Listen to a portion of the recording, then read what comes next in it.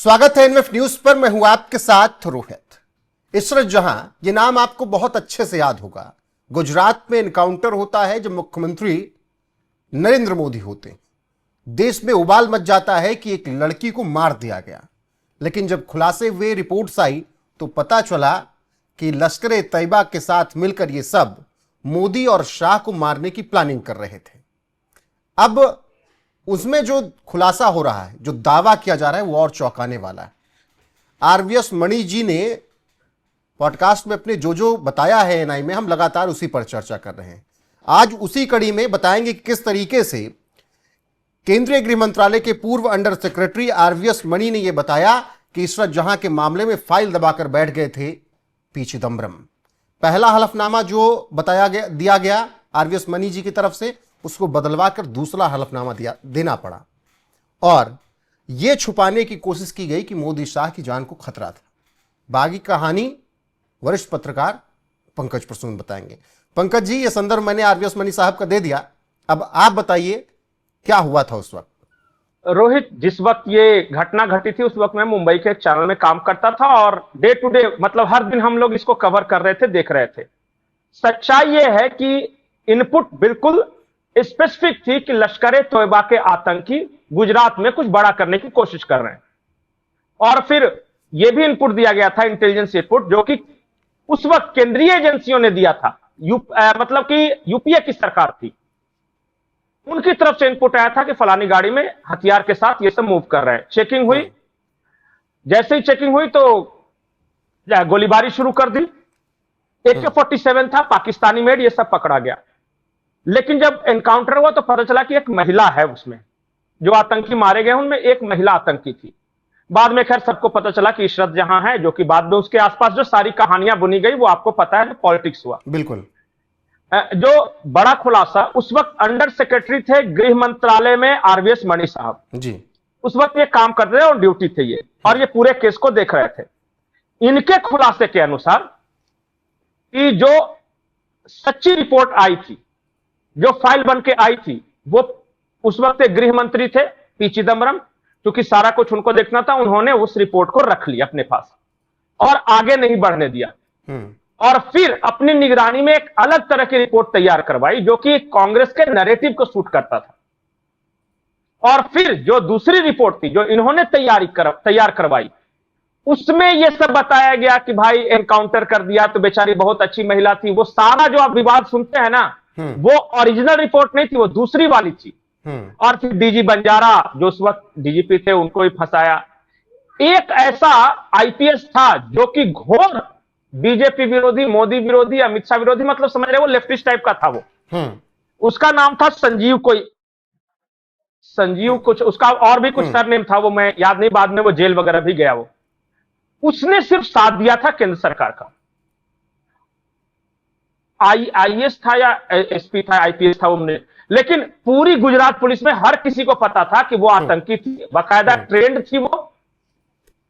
और जितना आप उस वक्त जो रिपोर्टिंग करने जाते थे पुलिस विभाग के किसी के पास जाइए, बोले यार सामने वाला गोली चला रहे AK-47 से पुलिस पर, और आप कह रहे हो कि मासूम लड़की थी, कॉलेज में पढ़ती थी लड़की थी, AK-47 से पुलिस पर अंधेरे में फायर थोड़ी ना झोंकता है कोई। ये सब हुआ। ये उस वक्त का काल था जब गुजरात में दंगे के बाद सरकार हुई थी, तो अक्षरधाम मंदिर पर एक बार अटैक हो चुका था। गुजरात के अक्षरधाम मंदिर पे अटैक हुआ था, उसमें निर्दोष नागरिक जवान मारे गए थे। उसके बाद उसी वक्त और आतंकी घटनाएं हुई थी। मुझे याद है शायद अहमदाबाद बम ब्लास्ट हुआ था। अहमदाबाद बम ब्लास्ट में गजब बम ब्लास्ट था, जैसे पहले बाजार में बम ब्लास्ट हुआ, और फिर सारे लोग जो घायल को लेके कहां जाएंगे, अस्पताल में। तो जो सिटी हॉस्पिटल में गए थे, फिर अंत में सिटी हॉस्पिटल के पास धमाका कर दिया, क्योंकि आतंकवादियों को पता था कि यही भीड़ बढ़ने वाली है, यही लेके आने वाला है। उस वक्त गुजरात प्राइम टारगेट पर था पाकिस्तानी आतंकियों के। तो ये सब उस वक्त के जो लोग हैं, जो पत्रकार हैं, उनसे पूछिएगा, बहुत सारी कहानियां हैं। डीजी बंजारा की कहानी आप पूछ लीजिएगा, इशरत जहां वाली कहानी पूछ लीजिएगा, यहां तक कि गृह मंत्री उस वक्त थे, गुजरात के गृह मंत्री थे अमित शाह, जो अभी केंद्रीय गृह मंत्री हैं, उनको कैसे प्रताड़ित किया। और उसी वक्त सोनिया गांधी ने कहा था कि ये तो मौत और खून के सौदागर हैं, हाँ। वो फेमस कोट है उस वक्त का। जी। ये सब एक नैरेटिव बनाने की कोशिश की गई थी, और किसके इशारे पर क्यों की गई थी, इसके बारे में अगर विस्तार से चर्चा कीजिएगा तो एक अलग से पॉडकास्ट हो सकता मणि है। जी ने बताया, पी चिदम्बरम तो थे ही, उसके पीछे आप समझ सकते हैं कौन सी लॉबी, कौन से चेहरे, कौन से आला कमान रहे होंगे। लेकिन उन्होंने एक बात ये बहुत दिलचस्प बताई कि जब मेरी रिपोर्ट हलफनामा देना था, मेरी रिपोर्ट बनी, तो उन्होंने सीधे सीधे लिखा कि गुजरात के गृह मंत्री अमित शाह और मुख्यमंत्री नरेंद्र मोदी को मार डालने की साजिश थी। बदलवाकर ये दूसरे हलफनामे में लिखवाया गया कि prominent leader of Gujarat, Modi और शाह का नाम हटवाया गया। मुझे यह समझना है दर्शकों को कि मोदी और शाह का नाम क्यों हटवाया गया, या चिदम्बरम ने दूसरा हलफनामा बनवाया तो उसमें यह नाम क्यों नहीं डलने दिया, प्रोमिनेंट लीडर क्यों लिखा गया? उस वक्त अगर किसी को कांग्रेस को सबसे ज्यादा अगर किसी नेता से खतरा था, किसी से, तो उस वक्त लोकसभा में नेता प्रतिपक्ष थी सुषमा स्वराज, राज्यसभा में अरुण जेटली, आडवाणी, वेंकैया नायडू, ये सब थे। इन सब से खतरा नहीं था। कांग्रेस की सोनिया गांधी ये महसूस करती थी कि मुझे भविष्य में अगर किससे पॉलिटिकल खतरा है या जो कांग्रेस का ये कर सकता है, वो है गुजरात का मुख्यमंत्री नरेंद्र मोदी। उसका नाम नहीं होना चाहिए, क्योंकि जैसे ही आएगा कि लश्कर तोयबा के आतंकी मारने आए थे, उनके पास से हथियार ये हुए, और भी एक लड़का पकड़ा गया था उस वक्त, मुझे याद है कि वो गुजरात का ही लड़का था, और उसने कहा था कि मैं मार दूंगा। बाद में गुजरात पुलिस ने उसे पकड़ लिया, और जब फिर मोदी जी के सामने लाया गया, बोला कि भाई क्या दिक्कत है, सब कुछ बात किया, तो वो लड़का बहुत लज्जित हुआ था कि नहीं सर, जैसे मीडिया में बताया जा रहा है आपके बारे में, आप वैसे नहीं निकले तो हम लोग तो कैसे जानेंगे, हम लोग तो उस वक्त कांग्रेस पोषित मीडिया जो बताती थी वैसा ही जानते थे ना नरेंद्र मोदी को। तो इस वजह से बहुत सारे मुसलमान भड़के भी थे उस वक्त। तो बाद में जब ये घटना हुई तो कांग्रेस का एक ही था कि किसी तरह मोदी और अमित शाह का नाम नहीं होना चाहिए, नहीं तो पूरे देश में लोग जो राष्ट्रवादी लोग हैं, जो हिंदूवादी लोग हैं, उन नामों को जान जाएंगे। तो इसलिए वो नाम हटवा के प्रोमिनेंट लीडर, तो प्रोमिनेंट लीडर उस वक्त गुजरात का कौन था, ये तो अंडरस्टूड था, लेकिन पी चिदम्बरम ने ये किया। और एक बात मैं और आपको जानकारी दे दूं, पी चिदम्बरम को शिवराज पाटिल को हटाकर बनाया गया था, क्योंकि शिवराज पाटिल उतना डर्टी वर्क नहीं कर पा रहे थे जितना पी चिदम्बरम ने किया था अपने कार्यकाल में।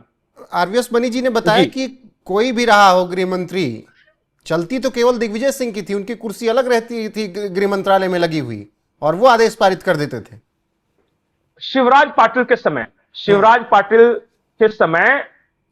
ये सलाहकार हुआ करते थे राहुल गांधी के, दिग्विजय सिंह। तो दिग्विजय सिंह की उस वक्त बड़ी चलती थी, और गृह मंत्रालय के अंदर जो यहां गृह मंत्री बैठा हुआ है, उसकी कुर्सी पे दिग्विजय सिंह बैठते थे। बोले आपसे नहीं होगा, हटिए, हम करते हैं ये काम। और फिर वो ऑर्डर देते थे कि सुनो, हिंदू टेरर शब्द का इस्तेमाल करना है, कि हिंदू आतंकियों ने सारा कुछ किया, इस तरह की बातें दिग्विजय सिंह कहते थे। और फिर जब शिवराज पाटिल हटे तो चिदम्बरम के कार्यकाल में नहीं, चिदम्बरम वाज एनफ, वो खुद ही लड़ते थे। प्रणब मुखर्जी के साथ झगड़ा कर लिया था। प्रणब मुखर्जी ने कुछ, देखिए प्रणब मुखर्जी सीनियर आदमी और बहुत पढ़े लिखे संविधान के जानकार, उन्होंने कहा कि इतनी अंधेरगर्दी नहीं करने देंगे। तो प्रणब मुखर्जी के ऑफिस में इन्होंने जासूसी कैमरा लगवा दिया था पी चिदम्बरम ने, और फिर बहुत नाराज हुए थे इस बात को लेकर जब खुलासा हुआ। पता है फिर उसी की एक लड़ाई शर्मिष्ठा मुखर्जी तक पहुंची। चिदम्बरम के बारे में बता रहा हूं, चिदम्बरम के बारे में बता रहा हूं। चिदम्बरम जब फाइनेंस मिनिस्टर थे तो ऐसा आरोप है, ये आरोप मैं नहीं लगा रहा हूं, ये आरवीएस मणि की किताब में है, और एक और किताब है द डिसेप्शन नाम है उसका, उसके आधार पे मैं बोल रहा हूं। उसमें कहा गया था कि एक ऐसी कंपनी थी जर्मनी की जो कि भारत और पाकिस्तान दोनों को सेम कागज सप्लाई करती थी करेंसी नोट बनाने के लिए। अंतर सिर्फ इतना था कि भारत सरकार के पास अपना सांचा था बनाने का, पाकिस्तान के पास अपना सांचा। जो भारत सरकार के पास सांचा था, जो आरबीआई का था, उसको ले जाके मोरक्को में पाकिस्तानियों को सौंपा गया। हाँ, वो बातें जो कई बार दुनिया के सामने आ चुकी हैं और इस पर सबको पता है। मैं फिर से अगर इशरत जहां पर लौटूं, आखिरी सवाल पंकज जी, इशरत जहां जैसे आतंकियों को बचाने के लिए इतना प्रयास कांग्रेस क्यों कर रही थी? आज भी एक आतंकवादी की बात नहीं, जब भी आतंकी मरता था, जैसे कि एक मोहन चंद्र शर्मा थे दिल्ली में बटला हाउस में, उनको पता चला कि कश्मीर से आए हुए कुछ आतंकवादी हैं जो बटला हाउस में ठहरे हुए। जब गए तो आतंकवादियों ने गोली चलाई, मारे गए, मतलब शहीद हो गए, माफ कीजिएगा। मोहन चंद्र शर्मा जब शहीद हुए तो सलमान खुर्शीद, उस वक्त कानून मंत्री, का बयान आया कि इतना अफसोस हुआ सोनिया गांधी को मोहन चंद्र शर्मा के शहीद होने पर नहीं, आतंकवादियों के मारे जाने पर कि वो बाल्टी भर के रोई थी। एक आतंकी, मैं ऐसे करके कम से कम 10 बता दूं। और उस वक्त जैसे ही कोई आता था ना, आतंकी घटना हुई, कहीं बम ब्लास्ट हुआ, तो पहला इंस्ट्रक्शन मीडिया को आता था कि मुसलमान का नाम नहीं लेना है। ये बोलना मतलब सीधे, ज्यादा से ज्यादा आप खिलौनों से सावधान रहें, अनजान वस्तुओं को न छुए, ये सब बोल सकते थे, लेकिन ये नहीं बोल सकते थे कि उसमें मुसलमान शामिल थे। और फिर बहुत मुसलमानों को खुश करने के लिए मनमोहन सिंह ने खूब बयान दिए थे कि रिसोर्सेज पे पहला अधिकार उनका है। तो एक कानून लेके आई थी सोनिया गांधी का, अपना पर्सनल एक तरह से फेवरेट कानून था, वो क्या दंगों के बारे में कुछ लाई थी, उसका मैं एग्जैक्ट नाम भूल गया, लेकिन उसमें यह था कि दंगा कहीं भी हो हिंदू ही दोषी हिंदू ही पीड़ित, मतलब क्या कहते, पीड़ित नहीं होगा, आरोपी होगा, हमेशा सिर्फ हिंदू दोषी होंगे और बाकी कोई दोषी नहीं होगा। ये इस तरह का बहुत सारी चीजें की गई थी उस वक्त की। अगर मैं बात करूं ना, तो हम लोग जब उस वक्त पत्रकारिता करते थे तो बहुत तरह का बंधन था।